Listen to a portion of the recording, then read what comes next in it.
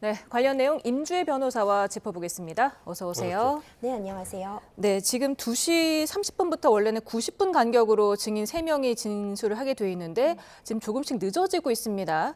먼저 이진우 전 사령관이 가장 처음 있었습니다. 2시 반부터 원래 4시까지였는데 한 20분을 더 했어요. 어떻게 들으셨습니까? 그렇습니다. 사실 이제 원래 주신문, 반대신문을 30분, 30분씩 각각 주고받고 그다음에 다시 재주신문 이렇게 두고 받으면서 15분씩 더 시간을 줘서 90분씩 진행하기로 되어 있었는데 아무래도 탄핵 심판이라는 것의 또 중요성 그리고 증인 신문을 이제 기왕 시작하기로 한다면 재판관들 입장에서도 충실한 신문을 위해 다소 지연된 부분을 일단 인정을 하고 간 것으로 보입니다.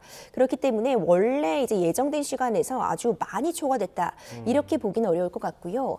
다만 좀 주목할 만한 점은 대부분을 지금 본인이 형사 재판이 진행 중이라는 이유로 해서 증언이 어렵다 그 부분을 말하지 않겠다 이렇게 지금 답변했음에도 불구하고 시간이 상당히 좀 소요가 되었기 때문에 앞으로 남아있는 증인이 2명 더 있습니다.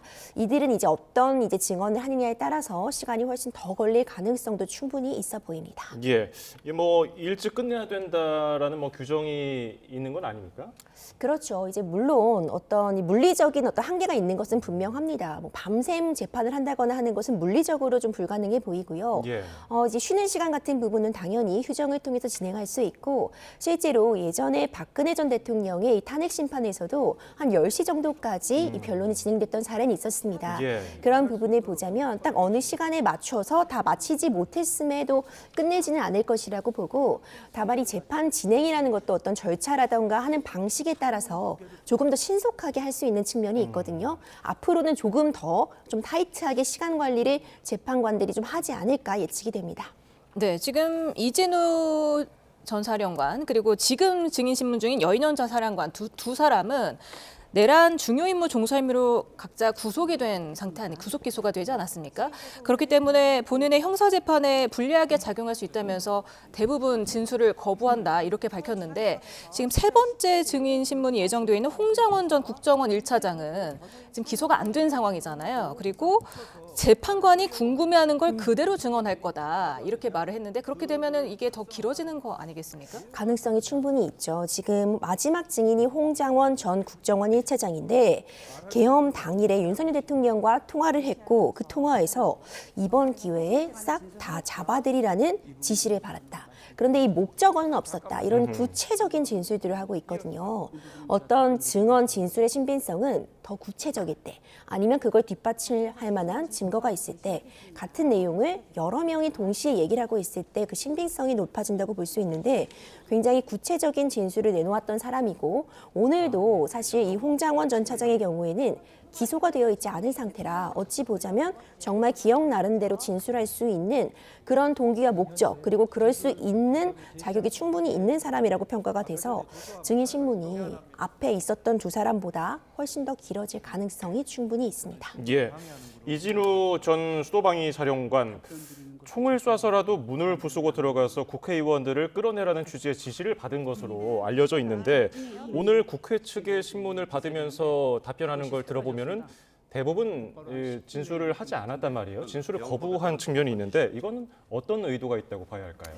이진우 전 사령관 입장에서는 또 어쩔 수 없는 선택이었다 이렇게 볼 수도 있을 것 같습니다. 예. 지금 내란의 어떤 주요 임무를 종사했다는 혐의로 기소가 되어 있고 그러니까 재판이 이제 진행될 예정이죠. 재판이 이제 계속되고 있다고 보아야 되는데 지금 우리도 영상으로 확인이 가능한 것처럼 이 헌법재판에서의 증언은 바로 이제 국민들에게 모든 사람들에게 공개가 되게 됩니다.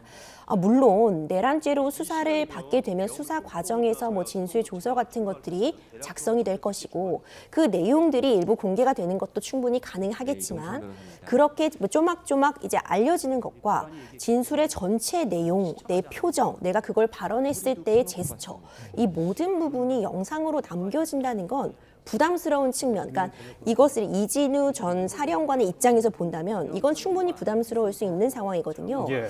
그렇기 때문에 아무래도 적극적으로 증언에 나서기보다는 검찰의 어떤 조사, 이 수사기관의 수사에서는 답변을 했던 부분일지라도 그것이 진술 조서로서 남아있을지라도 본인의 재판에서 이 부분을 다시 다투고 이 부분에 대해서 설명을 하지 굳이 사실 엄밀히 말하면 오늘 지금 증인으로 출석한 이 탄핵 심판은 이진우 전 사령관의 재판이 아닙니다. 당사자가 아니거든요. 예. 굳이 내가 증인으로 나와서 자칫 잘못하다가는 나에게 불리할 수도 있는 내용, 어떻게 쓰여질지 모르는 내용을 전 국민 앞에서 증언하지 않겠다는 의도가 담기지 않았을까 생각이 됩니다. 네, 그런데 사실 국회 측이 신청한 증인인데 국회 측 질문에는 대부분 거부를 했고 그나마 윤 대통령 측 신문에는 조금 상세하게 대답을 한 것 같은데 의도가 뭘까요? 그렇죠. 사실 그 부분이 좀 의아하실 수 있을 것 같아요. 이전에 김용현 전 장관의 증인신문도 우리가 모두 확인을 했는데 그때는 윤석열 대통령 측에서 신청한 증인이었습니다. 그렇기 때문에 당연히 어찌 보자면 윤석열 대통령 측의 주신문에는 적극적으로 대답을 하고 오히려 국회 측의 반대 신문에는 증언을 하지 않겠다고 했다가 재판관으로부터도 그렇다면 신빙성이 매우 떨어질 수 있다는 이야기를 듣기도 하고 이러면서 이제 마음을 바꿔 증언을 했잖아요. 그런데 지금 오늘로 돌아와 보면은 오늘 있는 증인신문은 국회 측에서 신청한 증인들입니다. 그리고 국회 측에서 이들을 증인으로 신청한 이유는 이들이 국정감사나 수사기관의 조사에서 윤석열 대통령에게 불리하다고 볼 수 있는 12.3 비상계엄 선포 과정에서 국회를 진압하려고 했다거나 아니면 국회의원을 체포하려고 했다, 무력을 동원하려고 했다 이런 진술들을 했기 때문에 이 부분을 중점적으로 질문을 하려고 채택을 했겠지만 한 가지 이들이 갖고 있는 좀 모순된 지위가 좀 문제된다고 보여집니다.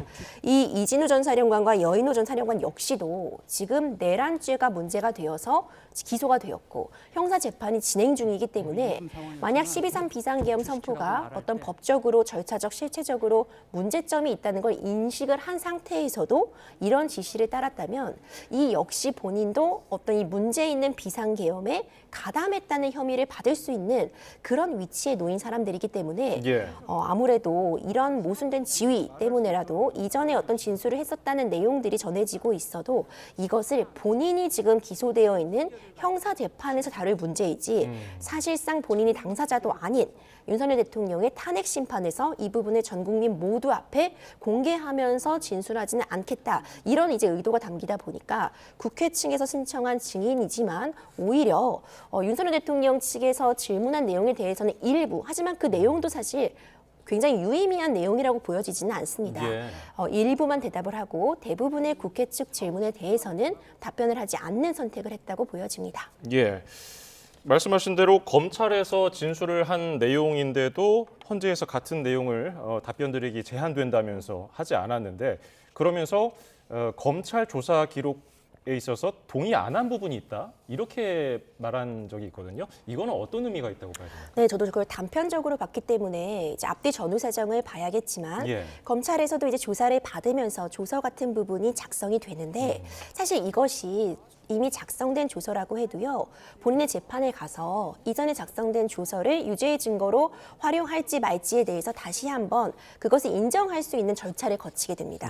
그래서 이걸 내가 이렇게 말한 것이 맞다고 인정을 하면 재판에서 유죄의 증거라던가 이런 부분으로 쓸 수 있고 이 부분에 대해서 그걸 인정하지 않게 되면 또 재판에서 활용할 수 없는 측면이 있거든요. 아마도 이제 그런 부분을 좀 살펴보건대 검찰에서 말한 부분 중에 일부는 이제 나중에도 내가 인정을 할 부분이고 이 중에서 일부는 좀 다툴 여지가 있다. 내가 발언한 취지와 다르다.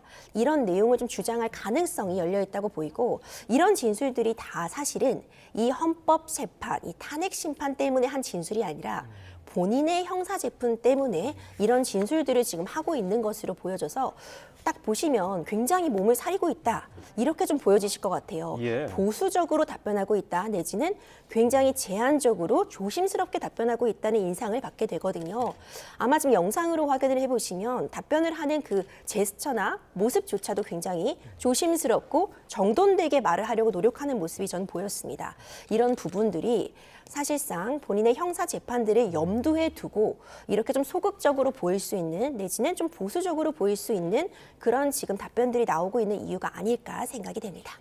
윤 대통령 측에서 이런 질문을 했습니다. 국회로 가서 의원들을 본관 출입을 막고 해제 의결을 막으라는 지시를 받은 적이 없냐 이렇게 물었더니 이진우 전 사령관이 없다 이렇게 답변을 했습니다. 답변을 거부하지 않았는데 이건 또 어떤 의미가 있을까요?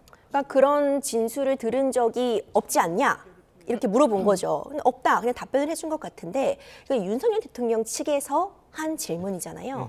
그러니까 이걸 뭐 한 편, 한 팀이라고 말할 수는 없지만 지금 같은 혐의로 그 정도만 다르지 한 사람은 그의 정점에 있는 사람으로 지금 기소가 되어 있고 다른 사람들은 같은 혐의지만 주요 임무를 종사한 사람으로 지금 기소가 되어 있는 그 상황을 좀 고려하실 필요가 있을 것 같습니다. 예. 만약 그 지시가 누가 보더라도 문제가 될 수 있는 지시, 국회의원들을 뭐 체포하라고 했다거나 국회에 무장을 하고 진입해서 의결 정족수를 채우지 못하게 하라는 지시를 받았는데 그 지시가 불법적인 부분이 있음을 인지하고도 따랐다면 그것이 지금 문제되고 있는 이 비상계엄 선포의 어떤 문제점에 본인 역시도 편승한 것으로 보여질 수 있어서 이런 답변을 내놓은 것도 어떤 불법적인 부분에 대해서 지시가 없었다는 것을 한 번 더 확인해 준 그런 측면이 있지 않았나 생각이 됩니다. 예.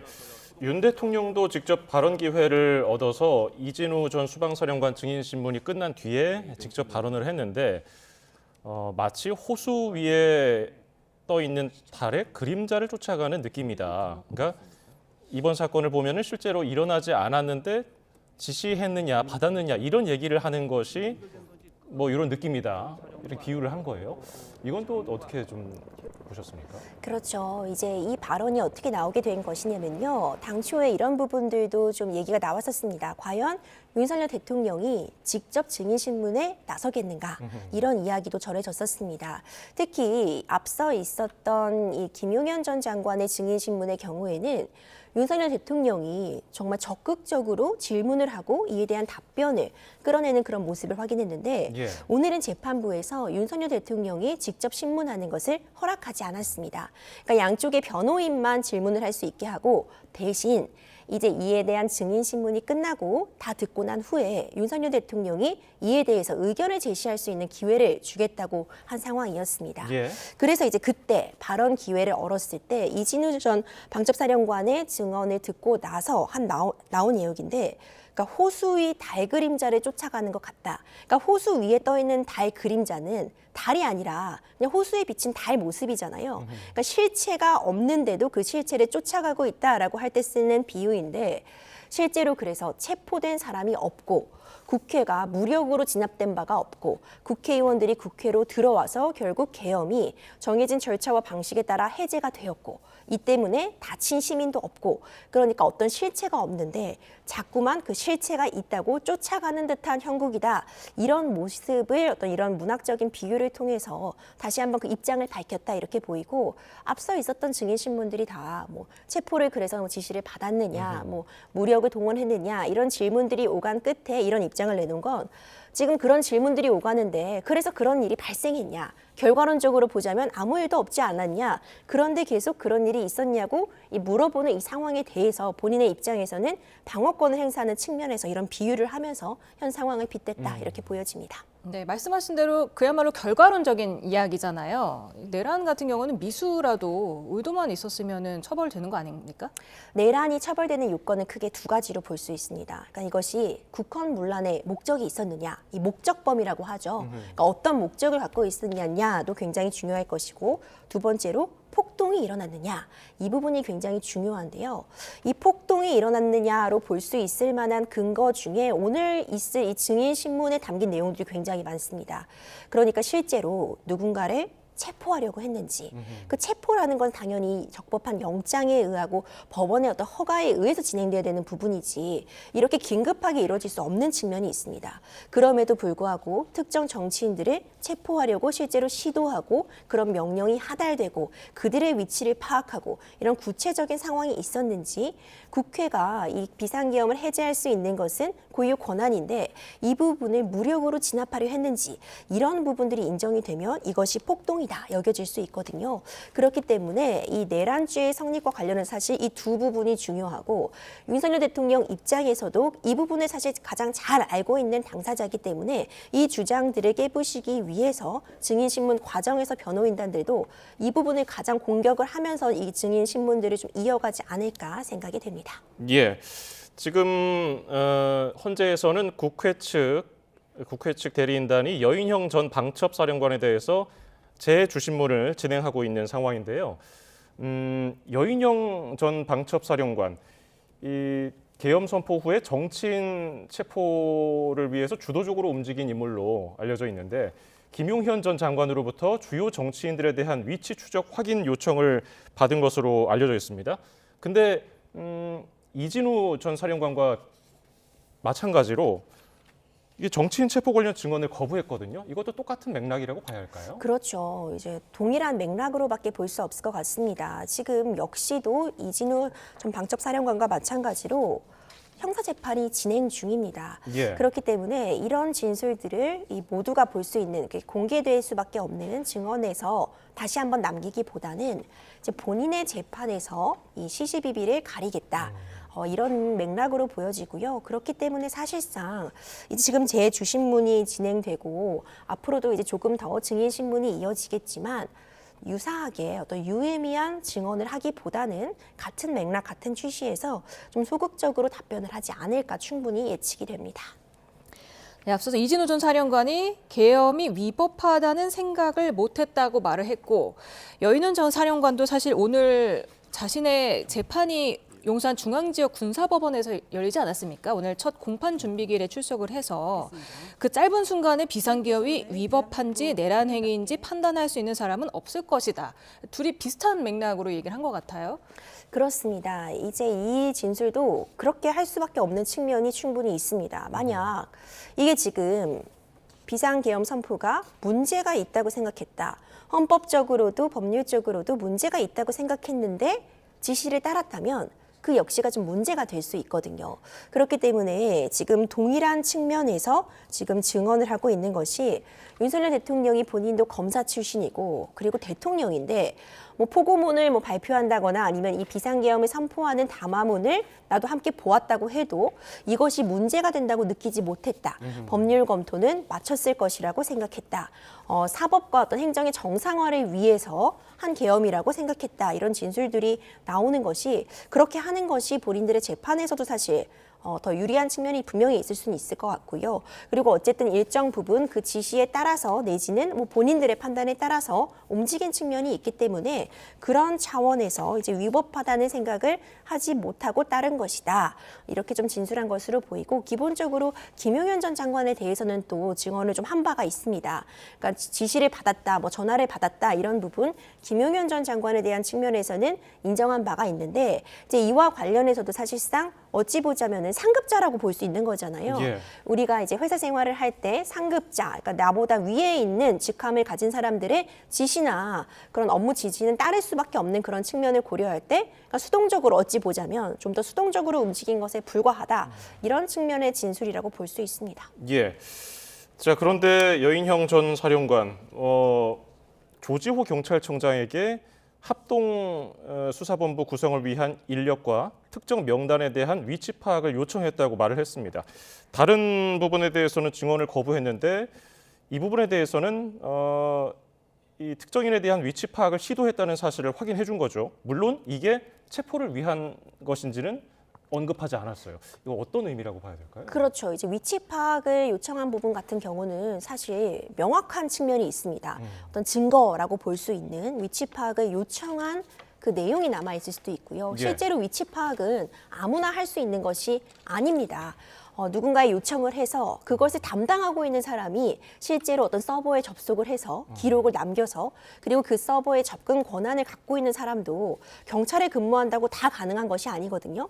그러니까 그런 측면을 고려하자면 사실상 이건 어떻게 보자면 당연히 실체적 진술이나 뭐 객관적 진실에 반하는 부분이고 기억이 나는 부분대로 이 부분은 증언을 한 것이다. 이렇게 보여질 것 같고 이것이 목적이 뭐인지 나와 있지 않습니다. 당연히 그냥 동태 파악 정도를 위해서 위치 추적을 이제 요청한 사실이 있다는 건 김용현 전 장관 같은 경우에도 이 부분은 어느 정도 좀 확인을 해주고 있어요. 물론 그것이 체포나 어떤 무력으로 탄압하려는 목적이 없었다는 부분은 강조하고 있지만 그렇기 때문에 이 위치 추적을 요청했다는 부분 정도는 확인을 하고 인정을 하고 이제 증언을 한 것이다 이렇게 볼 수 있습니다. 예.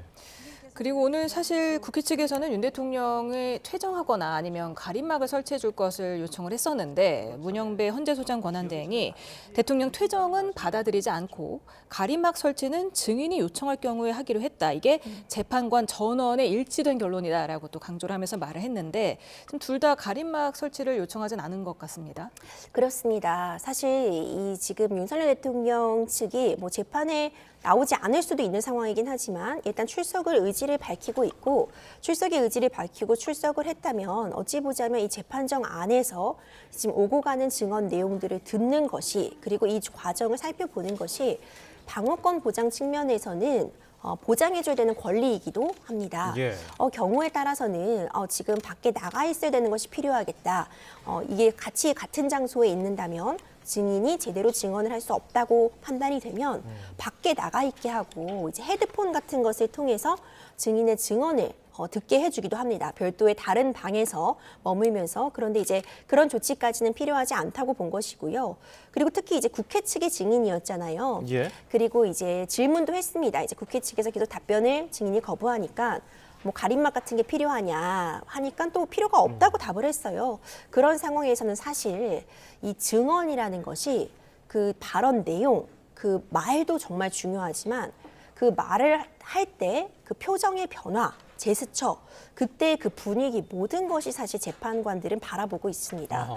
그러니까 이 왔다 갔다 하는 과정에서의 그 긴장감이라든가 상대방과의 어떤 눈빛 교환 이런 부분들이 사실 다 재판의 일부분이거든요. 그렇기 때문에 함께 다 만나서 재판을 하는 것이지 비대면으로 재판을 하지 않는 지금 이 탄핵 심판이 지금 이렇게 만나서 재판을 하는 이유이기라고 할 수도 있습니다.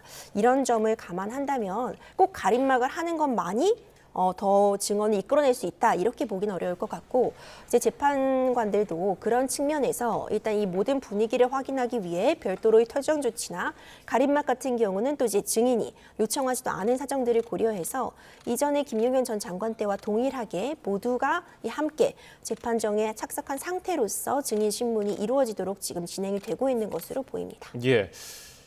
증언을 제한적으로 하다 보니까 이게 뭐 국회 측이든 대통령 측이든 혹은 뭐 재판관들이든 좀 기대하던 답변을 듣지 못하면서 이게 제대로 판단을 할 수 있을까 이에 대한 의문이 있는데 혹시 뭐 증언을 제한적으로 한다고 해서 그 증인들이 뭐 불리하다든지 형사 재판에서 좀 불이익을 받는다든지 뭐 이런 건 없습니까? 물론 이게 지금 형사 재판과 이 탄핵 심판은 전혀 다른 재판입니다. 일단 예. 당사자가 다릅니다. 지금 오늘 나온 이 증인들은 이 탄핵 심판에서는 당사자가 아니죠. 예.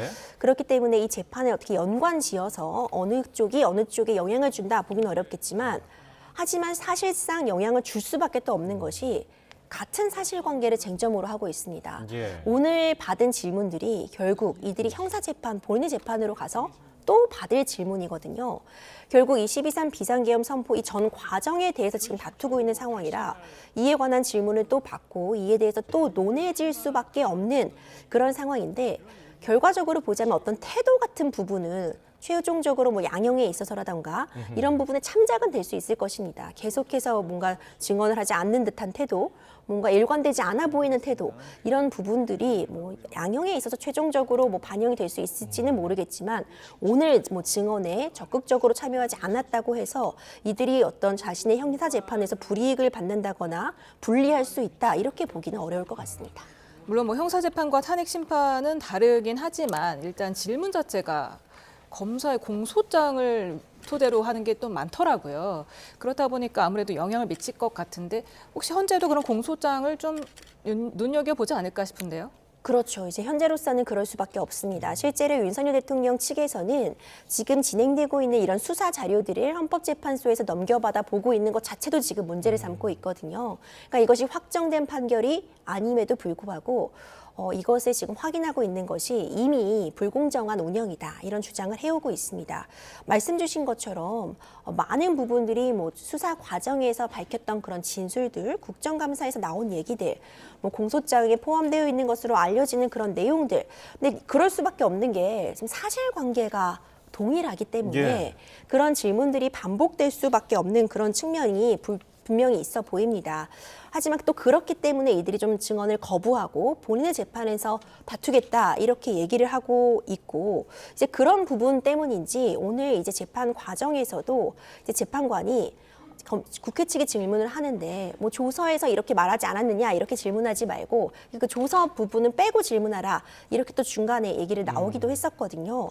이제 이런 측면들을 보자면 당연히 이 헌법재판에서도 어떤 수사 상황이 지금 계속 다 언론을 통해서도 보고가 되고 있고 필요하다면 이 수사 기록들을 받아보고 있기 때문에 이 부분을 확인할 것이지만 하지만 이 공소장에 담긴 내용이라는 것은요 아직까지는 그러니까 수사기관 측의 주장이다 이렇게 볼 수 있습니다. 물론 공소장에 당연히 그를 뒷받침할 만한 뭐 증거들을 첨부해서 공소장을 작성하겠지만 그럼에도 불구하고 여전히 법원의 판단을 아직 받지 않고 검찰 측에서 주장하고 있는 바라고 해석을 하는 게 맞는 측면이 있어서 예. 당연히 헌법재판관들도 그 부분은 감안을 하고 판단을 하게 됩니다. 예. 네, 방금 들어온 속보 하나 전해드리겠습니다. 윤석열 대통령이 지금 발언을 한 것 같은데요.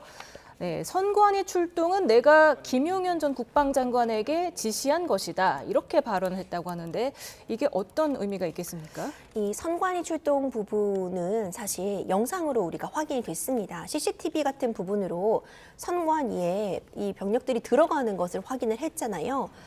이와 관련해서 이제 왜 선관위에 출동했느냐 이 부분이 좀 답변이 돼야 되니까 윤석열 대통령이 이것은 내가 김용현 전 장관에게 지시를 했고 이에 따라서 이루어진 것이다. 이제 이런 부분들을 확인하는 차원에서 이 증인 신문을 마친 후에 진술을 하지 않았나 생각이 됩니다. 예. 자, 지금 계속해서 저희가 오늘 5차 변론기일에서 나온 내용들 전해드리고 있는데 지금 대통령 측에서는 여인영 전 방첩사령관에 대해서 재반대 신문도 진행이 되고 있고요. 네, 증인 신문이 끝난 것 같습니다. 그렇습니다. 여인영 전 사령관에 대해서는 증인 신문이 끝나고 윤 대통령이 직접 발언을 시작했다 이런 소식이 들어왔거든요. 그렇기 때문에 그 과정에서 이런 발언, 조금 전에 전해드린 선관위 출동은 내가 김용현 전 장관에게 직접 지시했다 이런 얘기를 한 것 같습니다. 그리고 선관위 시스템이 많이 엉터리다 이런 얘기를 또 했네요. 예. 자, 지금 여인영 방첩사령관에 대한 증인 신문은 종료가 되고 이제 홍장원 전 국정원 1차장 증인 신문이 곧 시작될 텐데요. 자, 윤 대통령 발언 내용 좀 더 살펴보겠습니다. 선관위 출동은 내가 김용현 전 국방장관에게 지시를 한 것이다. 그리고 검찰 재직 때부터 엉터리 투표지가 많았다. 또 국정원은 선관위 시스템 점검에 대해서 보고를 했고 그 내용은 시스템이 많이 부실하고 엉터리다. 이게 결국 이 비상계엄을 선포한 정당성을 얘기할 때 이 부정선거에 대한 내용도 계속해서 언급이 됐었는데 오늘도 역시 마찬가지 주장을 하고 있는 것으로 보이네요. 그렇죠. 이 선관위에 관련된 어떤 이 선거 관리의 부실한 문제, 부정선거 의혹 이런 부분들에 대해서 윤석열 대통령 측에서는 확인을 하고자 했는데 정상적인 방식, 뭐 수사기관의 수사 의뢰라던가 이런 부분으로는 확인이 어려운 측면이 있었다. 그렇기 때문에 이 부정선거 부분에 대한 확인을 위해서도 이제 비상계엄을 선포한 것이다. 이런 주장을 하고 있습니다. 이것은 또 앞서 말씀드린 것처럼 내란이 인정되는 그 국헌문란의 목적과도 맞닿아 있는 것이고요. 이 탄핵 심판에 있어서도 결국 이 12.3 비상계엄 선포가 법에 위배되는가, 그래서 대통령직을 계속 수행할 수 없겠는가와 맞닿아 있는 것인데 이 비상계엄 선포가 절차적으로도 그렇고 실체적으로도 정당성을 획득하려면 비상계엄을 선포할 만한 사유가 있어야 합니다.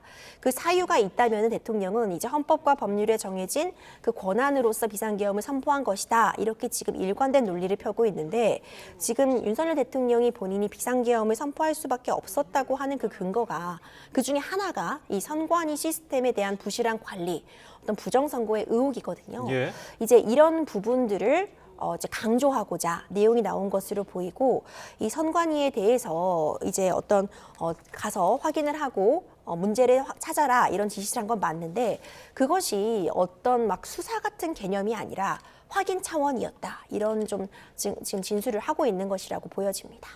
네, 지금 주신문이 30분, 반대신문이 30분, 또 재주신문이 15분, 재반대신문이 15분. 그 이후에 헌재 재판관들이 또 궁금한 사항을 묻고 있지 않습니까? 그래서 재판관들이 여인영 전 사령관에게 질문을 한 게 선관위와 여론조사 꽃 등의 병력을 왜 보냈냐 이렇게 질문을 했더니 여인영 전 사령관이 김용현 전 국방장관 지시에 따랐다. 그러자 재판관들은 그냥 가라고 하지 않았을 거 아니냐. 그러면서 구체적인 지시 내용을 물었는데 이에 대해서는 증언을 거부한 겁니다. 그렇기 때문에 지금 윤 대통령이 이에 대해서 선관위의 병력을 보낸 건 자신이 김 전 장관에게 이야기한 거다. 이렇게 말한 이런 배경이 있었군요. 예, 지금 여인영 전 장관은 뭐 김용현 전 장관 지시에 따랐지만 전 사령관은 김 전 장관 지시에 따랐지만 구체적인 내용은 또 언급을 하지 않고 있네요.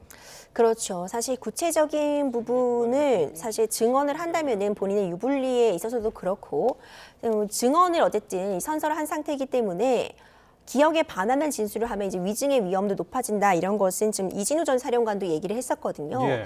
이제 이런 부분들을 보자면은 선관위에 출동한 부분까지는 확인이 다 된 것 같고 그것은 우리도 이제 확인을 할 수가 있었고요. 윤석열 대통령이 이 부분을 선관위에 수사 차원이 아니라 어떤 사실관계 확인 차원에서 병력을 보내라고 김용현 전 장관에게 지시를 했다. 그래서 김용현 전 장관이 그렇다면 여인영 전 사령관에게 출동을 하라고 지시를 했다. 여기까지는 지금 퍼즐 관계가 맞춰진 것 같습니다. 예.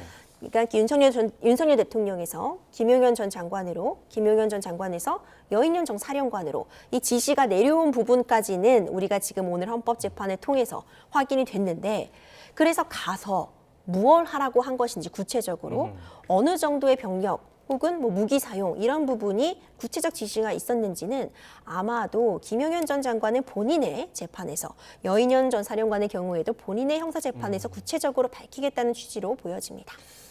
지금 여인영 전 사령관 계엄 선포 전인 지난해 11월 6일과 30일에 김용현 전 국방장관을 만났을 때 계엄에 대한 부정적인 소신을 전하기도 했다고 증언을 했거든요. 특히 30일에는 계엄에 대해서 부정적인 입장을 전하면서 다소 언성을 높이기까지 했다고 얘기를 했는데 이건 결국은 여인영 전 사령관은 자기 방어적인 그런 증언이 되는 거고 김용현 전 장관 측에는 좀 불리한 내용들 아닙니까? 뭐 그렇게 볼 수도 있겠죠. 하지만 어디까지나 이제 이 증언이 여러 가지가 있을 때 이제 신빙성을 따지는 것은 사실 오늘도 굉장히 단편적인 변론 기일이라고 볼 수 있습니다. 그러니까 예. 오늘 것만 보고 재판에서 이 발언이 유불리를 따지는 건 사실 적절하지는 않아요. 결국 재판은 이렇게 여러 번 변론을 하는 것은 결국 쌓아나가는 과정이기 때문에 지금 오늘 이 발언만을 보고 전체 재판에서 아니면 그 사람에게 유불리를 따지는 거는 쉽지 않고 결국 이후에 있을 또 증인 신문들이 있고 수사가 계속되고 있고 재판이 계속되면서 나오는 그런 진술들 증언들과 덧붙여져서 과연 어떤 것이 실체적 진실에 더 부합하는지가 가려질 수 있기 때문에 단순히 이 단편적인 발언만을 놓고 이것이 김용현 전 장관에게는 더 불리하고 여인영 전 사령관에게는 유리하다 이렇게 보기는 어려울 것 같지만 이들의 진술이 일부 어긋나는 측면이 있다는 것은 재판부가 지금 분명히 확인을 하고 이 부분에 대해서 따로 확인해 보겠다 이런 이제 심증을 분명히 남겼을 것 같습니다.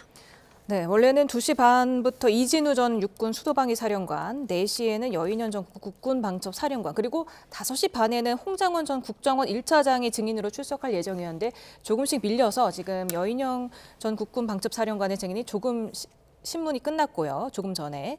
그리고 홍장원 전 국정원 차장은 1시간 이상 지금 미뤄지고 있는 상황입니다. 여인영 전 사령관이 이런 얘기를 했어요. 홍장원 전 차장과도 통화를 했다. 근데 위치 파악 요청 질문에는 홍장원 전 차장과 따질 부분이 많다. 그리고 홍장원 관련해서 형사재판에서 할 말이 많다라고 얘기를 했는데 이건 어떤 의미입니까? 그렇죠. 이제 이것도 사실 단편적인 진술이라 제가 다 이제 그 내용을 확인한 것은 아니기 때문에 일단 단편적인 내용만 놓고 본다면 수사기관에서 홍장원 전 국정원 차장에게 한 그런 진술들이 있을 것입니다. 그 과정에서 본인이 언급한 내용들 중에서 홍장원 전 차장과 차장으로부터 뭐 어떤 이야기 전해받았다거나 아니면 본인이 어떤 이야기를 했다. 이렇게 뭐 진술한 부분과 관련해서 이것이 본인의 원래 의도와는 다르게 전달되었다거나 아니면 지금 홍장원 전 차장이 얘기하고 있는 국정감사라던가 아니면 이렇게 증언에서 얘기하고 있는 것들 가운데 본인이 이것은 다르게 생각한 측면이 있다. 특히 본인 얘기와 관련해서는 잘못된 측면이 있다. 뭔가 바로잡을 부분이 있다. 이런 측면들을 좀 강조하고 있는 것이라고 보이거든요. 하지만 중요한 건 그러면서도 어떤 구체적인 내용을 밝히지는 않은 것 같습니다. 아마 전체 영상을 보면 저도 더 확인이 쉬울 것 같은데 만약 지금 보여지고 있는 이 자막 자료만을 놓고 보면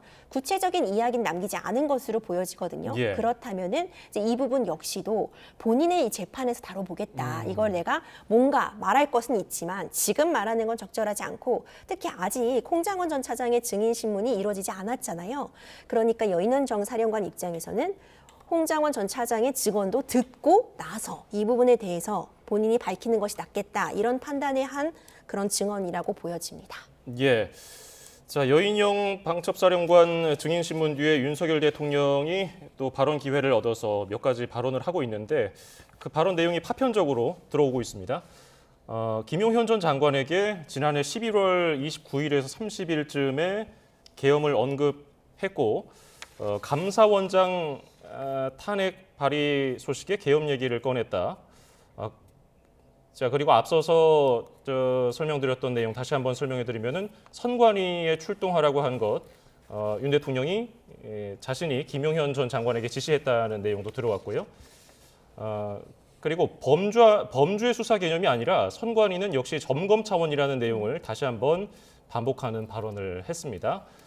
자, 그리고 여론조사 꽃에는 가지 말라고 지시했다는 윤 대통령의 발언이 들어왔고요. 또 국회 투입된 군병력을 무조건 빼라고 지시했다. 덧붙여서 중앙선관위에서 압수한 것은 없다고 보고받았으며 계엄이 신속하게 해제됐다. 아무 일도 일어나지 않았다. 이런 점을 다시 한번 강조를 했습니다.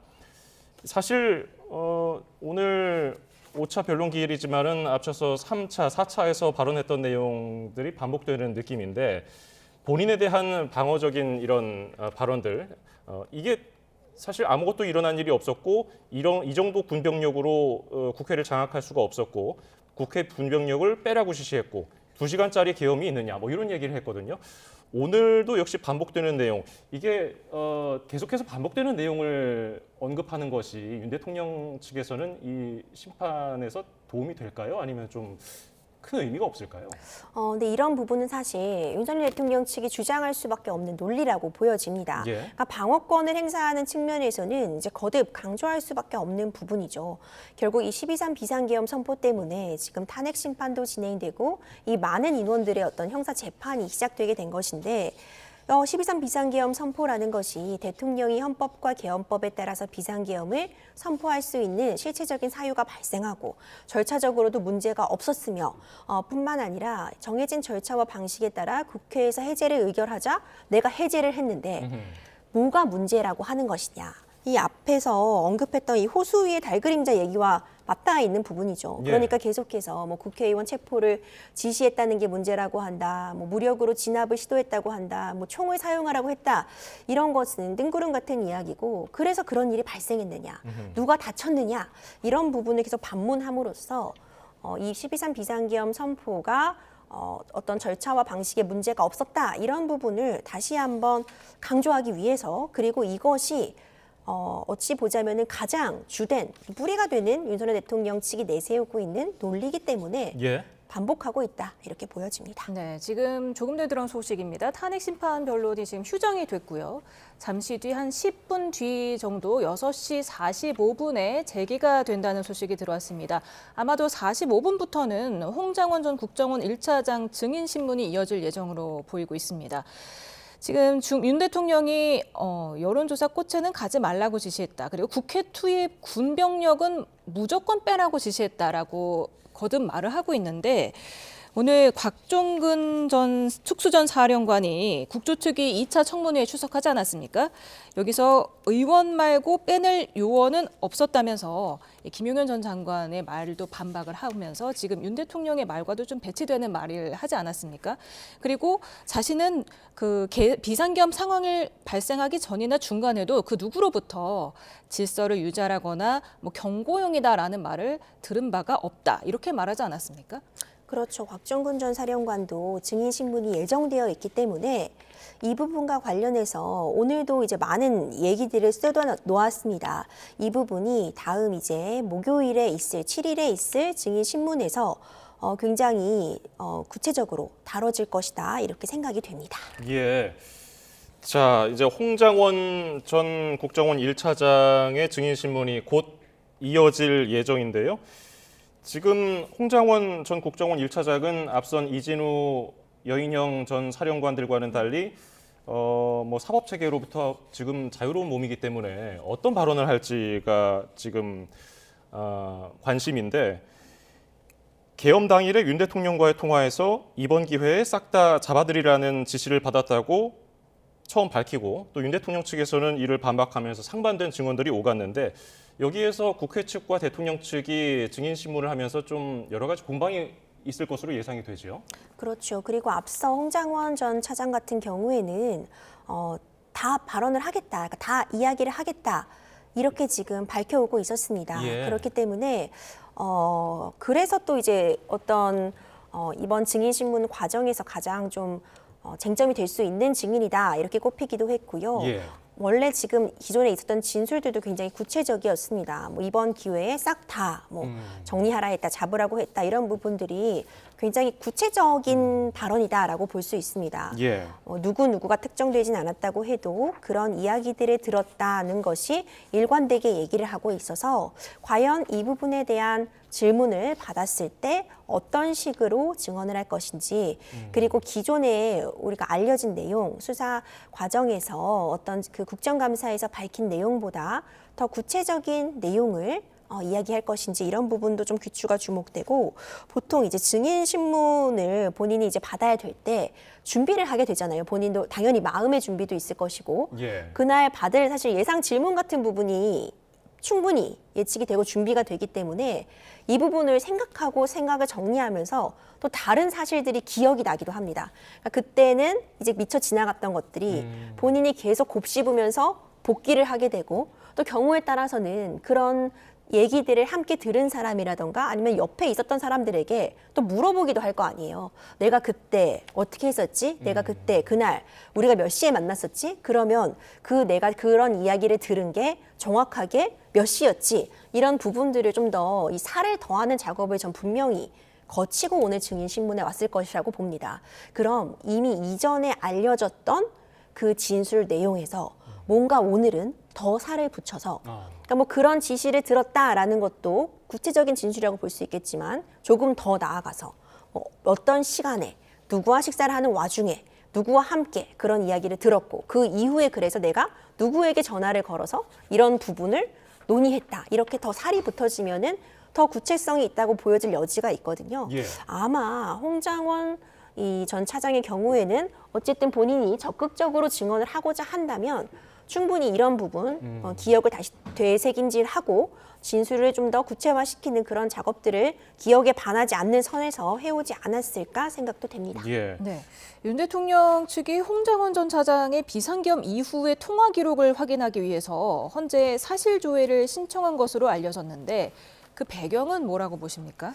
윤석열 대통령 측에서 이제 통화 기록을 요청한 것인데 이게 사실 조회를 신청한다는 건 그래서 누구와 언제 통화했는지 그 통화 목록을 보겠다라고 볼 수 있거든요. 예. 사실 이런 통신 기록 신청을 하는 게 아주 이례적이다 이렇게 보기는 어렵습니다.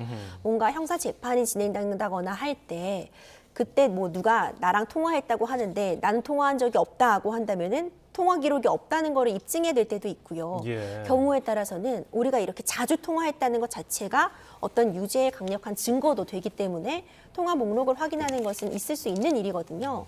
이제 그런 측면들을 고려하자면은 어떤 사실관계의 구체적인 확인 측면보다는 실제로 누구와 연락을 했는지, 내가 전화한 것은 있는지, 윤석열 대통령 측으로부터 받은 전화는 있는지 예. 이런 부분들을 좀 확인하는 과정을 위해서 구체적으로 신청을 한 게 아닌가 현재로서는 예측이 됩니다. 예. 자, 홍장원 전 국정원 1차장 증인 신문이 곧 이어질 예정입니다. 지금 휴정 상태고요. 잠시 뒤인 6시 45분부터 변론이 재개될 예정입니다. 자, 그런가 하면은 오늘 윤 대통령 측에서 서울중앙지법에 구속 취소를 청구했거든요. 보석 청구를 할 것으로 많은 예상이 있었는데 구속 취소를 청구한 이유는 뭘까요? 보석 전에 구속 취소를 한번 청구해 본 것이 아닌가 이런 예측도 됩니다. 사실 그 내심의 의사를 예단할 수는 없겠지만 그러니까 이 구속 취소라는 것이 형사소송법에 규정이 되어 있습니다. 그러니까 구속 사유가 더 이상 없거나 더 이상 구속의 필요성이 없을 때 이 구속을 취소하라는 구속 취소 신청을 할 수 있거든요. 예. 근데 이제 받아들여질 것인가 이 부분은 현재로서는 예단하기 어렵고 아마도 지금 윤석열 대통령 측에서는 지속해서 이 구속 자체의 부당성을 강조하고 있는 입장이고 그렇기 때문에 체포와 관련해서도 체포 적부심을 통해서 다퉜고요. 예. 구속영장 실질 심사에도 적극적으로 임하는 모습을 보였습니다. 구속 상태에서 기소된 이후에도 이것이 공수처의 수사에서 시작된 수사권이 없는 수사에서 시작되었고 그 자료를 기초로 한 검찰의 기소가 독수독과 이론이라고 해서 위법하다. 이렇게 일관되게 주장을 해오고 있으니까 예. 그 차원에서 구속의 부당성을 다시 한번 다투기 위해 구속 취소 신청을 냈다. 이렇게 보여지고요.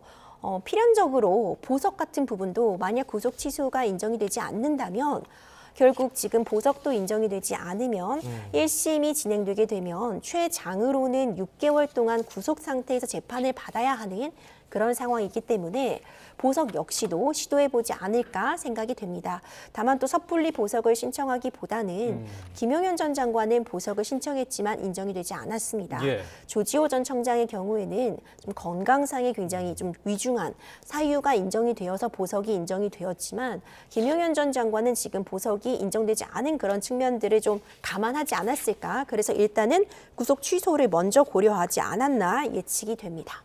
지금 윤 대통령 탄핵 심판에서 국회 측 증인으로는 현재까지 조지호 경찰청장, 이진우 여인영 곽종근 전 사령관, 홍장원 전 국정원 1차장, 김용빈 중앙선관위 사무총장, 이상민 전 행안부 장관이 채택이 됐고 윤 대통령이 신청한 증인에는 김용현 전 국방장관, 김현태 특전사 707 특수임무단장, 조태영 국정원장, 백종욱 국정원 3차장, 박춘섭 대통령실 경제수석, 신원실 국가안보실장, 이상민 전 행안부 장관이 채택이 됐는데 각각 7명씩이고 이상민 전 장관이 양쪽 모두 신청한 증인인데요.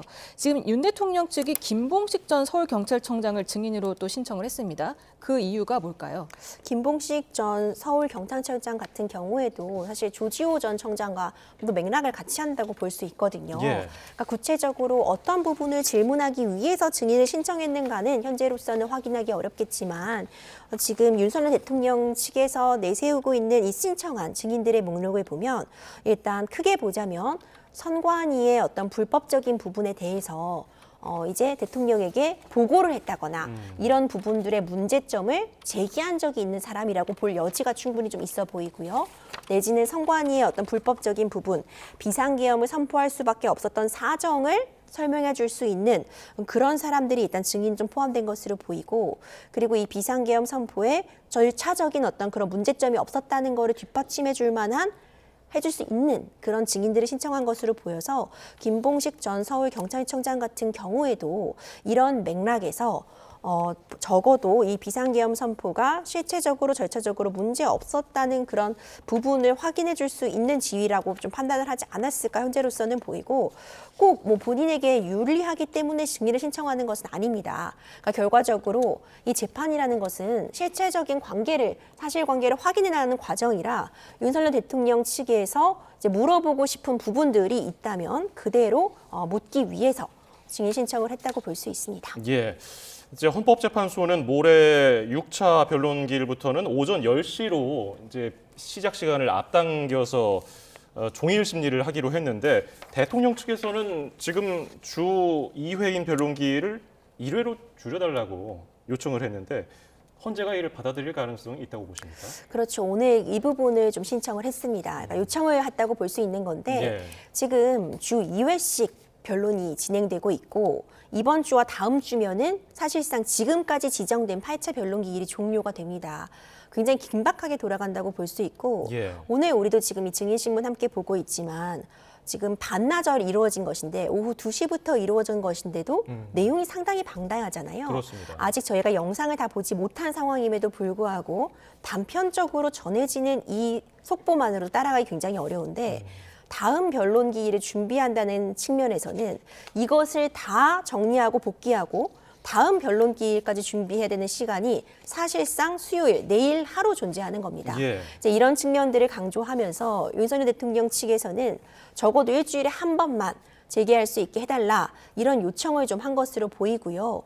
재판부에서 사실 이를 받아들일지는 좀 미지수로 보여집니다. 이미 증인신문 기일이 잡혀져 있고 특히 10시부터 신문을 시작하겠다고 한 건 그만큼 증인신문을 어쨌든 내신 있게 진행을 하되 그 속도 측면도 고려하겠다는 일단 의지로 보여지거든요. 예. 하지만 현재 돌아가는 이 상황들을 보자면 변론 기일이 추가로 더 지정될 가능성은 또 충분히 있어 보입니다. 여기서 끝나는 것이 아니라 추가적으로 살필 부분이 있다면 변론 기일이 더 열리는 것은 충분히 가능하지만 이제 현재로서는 이미 잡혀 있는 기일을 일주일에 한 번씩으로 바꿔서 예. 당장 모레 있을 변론 기일을 다음 주로 바꿔줄 것인가, 그 이외의 결론 기일들을 조정할 것인가, 이런 부분들은 아직 확단을 내리긴 좀 어렵다 이렇게 보여지고 기본적으로 이 헌법재판 같은 경우에 재판관들의 어떤 재량의 영역이 있는 부분은 분명히 있습니다.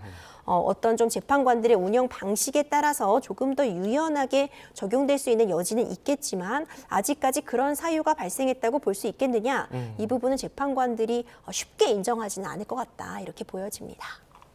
네, 지금까지 임주혜 변호사와 오늘 말씀 나눠봤습니다. 감사합니다. 고맙습니다.